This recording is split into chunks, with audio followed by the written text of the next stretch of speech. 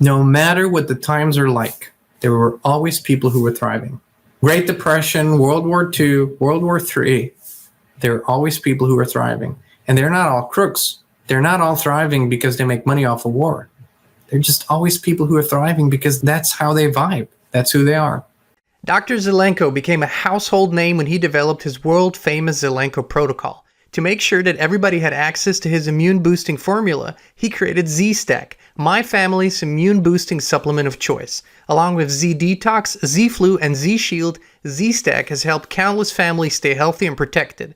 With every purchase of Dr. Zelenko's products, you also support the Zelenko Freedom Foundation in their tireless work to promote and reinstate medical freedom for all. Click the link down below, use coupon code INSPIRE to save, and protect your family today. There are two things in this life that are guaranteed to trigger people when you bring them up in a conversation: money and sex. Now, I'm not in the mood to talk about sex today, no pun intended, but I do want to talk about abundance, really. I mean, money is an expression of that right in our world, and why this matters deeply to me. I used to think about money a lot. Guess who thinks about money a lot? People who don't have it.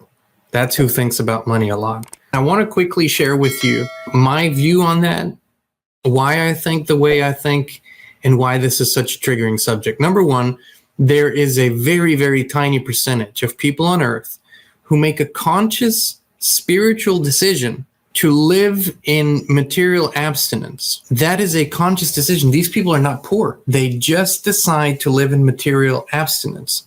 Now, the difference between them and those who've fallen into the spiritual poverty trap is they are living a perfectly content life with no material possessions. And they love that, and that's fine. That's their journey. And these people are actually rich. They're rich because they don't have these worries. They don't have all that crap going on.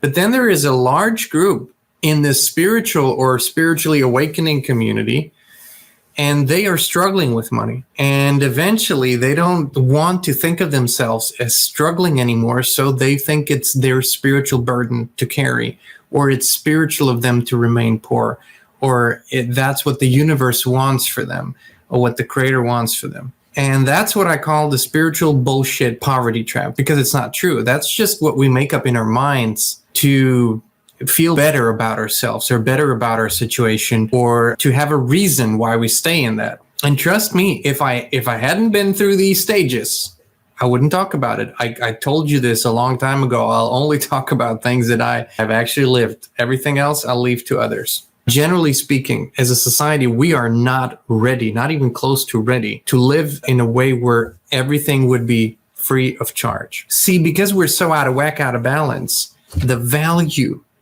is not there. The appreciation is not there. But mainly, we don't appreciate and value ourselves enough, or we wouldn't accept certain things for ourselves. And this is what I'm really wanting to talk about here, because it's easy to say that people who have a lack of abundance are lazy, but a lot of them are not lazy at all. They're hard workers. If hard work was the path, the singular path to abundance, a lot of people would be very abundant. That's not true. I'm not saying that hard work isn't involved, but it's not the path to abundance. The path to abundance begins, as everything else, by exploring what we really believe about ourselves. Because it's only the people who do not really value themselves and don't believe themselves to be valuable who do not have enough. Every morning, Christina and I sit out there in front of the house. We observe the squirrels and the birds, and when it's blooming, the butterflies and the bees and everything. And I have tuned in with the birds many times, and I've asked them, do you ever feel lack? When you tune in with the animals, they'll give you answers. I've never felt lack from a squirrel or a bird or whatever. And mind you, that we've taken away a lot of space from them, and still they don't have any lack whatsoever. They have no lack feeling, and they don't have houses. They don't have savings accounts. They don't have IRAs. They don't have 401ks. They don't have investments or anything like that. They're naked. They don't have clothes. They don't have possessions, but they trust that tomorrow will provide when tomorrow comes. we have completely fallen out of that trust. Aside from the people who make a real conscious choice that they're going to live in material abstinence, which is perhaps 1% of 1% maybe in the world, everybody else has just been duped. They have been conditioned by their circumstances, by their parents, by their families to remain in a state of limitation and lack. And they have learned to celebrate that in many ways. So people get together, and when they find that they are in similar financial situations, what do? They compare notes. How hard this is, how impossible this is to afford, how they could never buy this, or how they would love to do this, but they could never afford it. Do you know or know of anybody who might have grown up in similar circumstances as you, or who might have experienced similar circumstances as you, and today is abundant? So if there's one person who made it out of a similar circumstance and turned their life into an abundant life, then we have just established that it's possible. For every God knows how many poor people, there's someone who broke out and said, no, I'm not accepting this for myself. And why should we do that? Why should we want more? It's really not so much about wanting more. It's about understanding that in our current 3D reality here, having financial assets is an expression of greater freedom in your life. Now, you might not like that, but that's true. That's a true statement. The more money you have, the more freedom you have to do what you choose to do. If you have very little money, you have very little freedom of movement in this world. And again, we could argue about whether that's good or bad, but that's how it is. If you could choose today for 2024 to have multiple beautiful flowing income streams, or to just make do, I'm asking you, which one would you choose? If you had the choice, will you choose the multiple beautiful flowing income streams, or will you choose just making ends meet? And if you choose just making ends meet, please explain why you would want that. Because I choose the other thing. I choose it every day. And I'm telling you, it's beautiful. I used to put in my notebooks years and years and years ago, my vision about having beautiful, ever-increasing multiple income streams. And I put in there that I appreciate money from expected and unexpected sources. I love that expression. And today, I look at something and go, oh, I forgot about that. That was unexpected. Beautiful. Thank you. But it's coming and it's flowing. And also we keep it flowing. That's also important. When you cut yourself off from the abundance of life, which is all around you, then you're cutting yourself off from so many possibilities and so many things that I know you would love to do. To transcend these current limitations, it's going to get uncomfortable, because you're going to have to dig deep and go, where did that start for me? A child that is born, unless it is super conditioned in the first 2 days, does not know lack. And children, especially when they're growing up close to nature and have parents that don't push their beliefs on them, they have this natural connection to limitlessness. And then we come in and we say, well, this is how life works. You got to go out. You got to get that job and make that wage, whatever it is, so you can make ends meet. And part of our life experience might be that, but it's just a part of it. So I'm asking you again, which one would you choose? Because the next question is, are you ready to choose it? Because so many people they think when they dream of abundance, that that's what they're going to get to. But mostly they just stay in that dreaming state. Why? Because dreaming of something or dreaming from something are two completely different things. Those people who really created abundance in their lives, guess what? They got rich long before they had money. They felt rich. They thought rich. They expressed rich. That's what they did. And they put themselves in that state over and over and over again. Again, if I look at the natural world around me, I never see lack. So we artificially cut ourselves off from it. And we think we're so virtuous because of it. And we think it's such a spiritual, wonderful thing to do it. So what can we do? First, you have to make a choice. You have to go from hypothetical income streams in 2024 to 100% certainty. 100% certainty that this is beginning for you today. How do you do that? You have to make that choice. And when you make that choice, then two things have to happen. You have to find out what's in the way, remove the obstacles, and you have to find out what it is that you can do to contribute to that. Those are the two things you need to do. So first you make the choice and you say, I do not accept this state of limitation anymore. I am now deciding on a new path, and that path includes abundance, includes money, includes finances, includes possibilities, includes freedom. That's the first choice you need to make. And then you need to start asking yourself, what has been keeping me from this?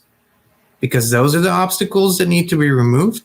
And then you can ask yourself, now, what can I actively do to assist the great mystery here, the great power to bring this about? When we get to the obstacles, you have to dig deep. And the way you do this is very simple. You have to sit down and you have to remind yourself of all the situations where bills came in that you couldn't pay, or you had a debt that you couldn't pay off, or you felt like you went to the store and you didn't have enough to buy groceries. Whatever that situation was that made you feel poor, put you in a state of lack. And when you put yourself in that state, I want you to write down what you believe about money. When you're in that emotional state, what you really believe about it. There's never enough. It doesn't grow on trees. It sucks that everything has to be paid for. Rich people are assholes. Let it flow. Be really honest. There's no judge there. There's no jury there. You are alone with yourself, and it's about you finding out what those true, deeply rooted beliefs are. Chances are, friends, that these beliefs you didn't come up yourself with. 99% of the time, those are just the beliefs that you took from your family, that you took from whoever was close to you. And don't blame them because they just did what they didn't know better. But first, you have to realize what those obstacles are, right? The beliefs are the obstacles, not the thoughts. So the affirmations that people use, if they up here are not in sync with what is down here on the deep belief level, well, you're just creating a whole new level of pain for yourself, because you're going to put yourself through all these hours of scripting and saying it, but deep down you still believe something else. How do you know that you do? Again, you have to put yourself in a situation where the bill came in that you couldn't pay, where you wanted something and you couldn't buy it, where you wanted that food and you couldn't get it, where you wanted that special restaurant night and you couldn't go there. That's where people get frustrated and cynical. And this is where we have said in the past that affirmations in and of themselves are only powerful when they fall on fertile ground. So what do you then do with those beliefs? Well, when you find out what your limiting beliefs are, you have to transmute them and also return them to the sender, which is usually you'll come up with some faces around these beliefs. Could be your mom, could be your dad, could be your grandpa, could be someone else. And then you could do a little ritual. And this is what we do so often is in that ritual, we picture a beautiful bonfire. It's the fire of infinite love and forgiveness. And on one side, there's us. And on the other side, there's the person or people who taught us those limiting beliefs. And we put all those beliefs in a box. You imagine a box. You put them in a box and you return them and you say, thank you. These are yours. They don't serve me anymore, but thank you. And I appreciate it. You have to be honest with that appreciation, and you lovingly release it. You have to release it. You have to really give it over. Then that's good. And then you can always widen that. See, for some people, it's very hard to imagine going from almost zero income to 100,000 in a month, right? So don't make that leap. Just say, I'm open for the flow of abundance. I am open to experience more abundance. You just begin by opening those possibilities. And then you naturally will tune yourself more to opportunities that might come your way. It just might start flowing. But then you also go and say, okay, what am I really good at? What do I really enjoy doing? What brings value to me and others? These are important questions. What am I really good at? What do I enjoy doing? What brings value to me and others? How would I love to contribute and serve, and in the same vein be served? And this is where you then start exploring what you do really well. And everybody has talents, my friends. This is how we're designed. And then you ask yourselves, how can I bring value to other people with this skill? And then you remember to stay open to receiving value. This is the beautiful new economy that we're talking about. The new way of thinking and the new way of living is we are doing things for the highest good of ourselves and the highest good of all. And the highest good of all. It has to be an and. There cannot be a discrepancy there. And ideas will start to flow, or a job offer will come in, or an opportunity will present itself, or you will meet someone that is very different from the people you used to meet, or a book will be offered to you, or a video, a movie, something. And then you have to start saying yes to those things, explore them.